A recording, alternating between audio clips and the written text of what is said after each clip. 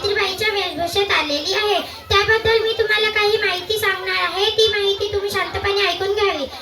शिक्षण नाही, विद्या नाही, शिक्षणाची गोडी नाही, बुद्धी असून चालवत नाही त्याला मानव म्हणावे का?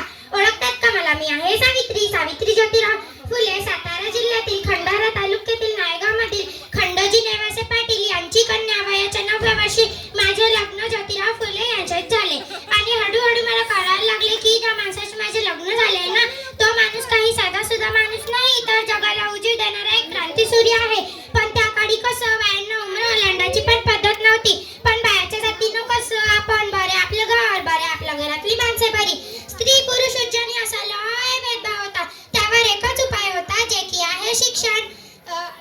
शिक्षणाचा ध्यास हा एकच ज्योतिरावांच्या मनात होता. एकदा ज्योतिराव अभ्यासाचा प्रचार करताना फॅशन नावाची ब्रिटिश मॅडम त्यांना भेटल्या. त्या म्हणाल्या, मिस्टर फ्ली, तुला शिक्षणाचा प्रचार करायचा आहे ना? So educated woman first. पण तुम्ही माणसाला उमाला घराबाहेरच पडू देत नाही. बेड मिस्टर फ्ली. सो बेड झाला. घरी आले की मला म्हणाले, सावित्री तू शिक. आणि त्यांनी मला घरीच लिहायला वाचायला शिकवले.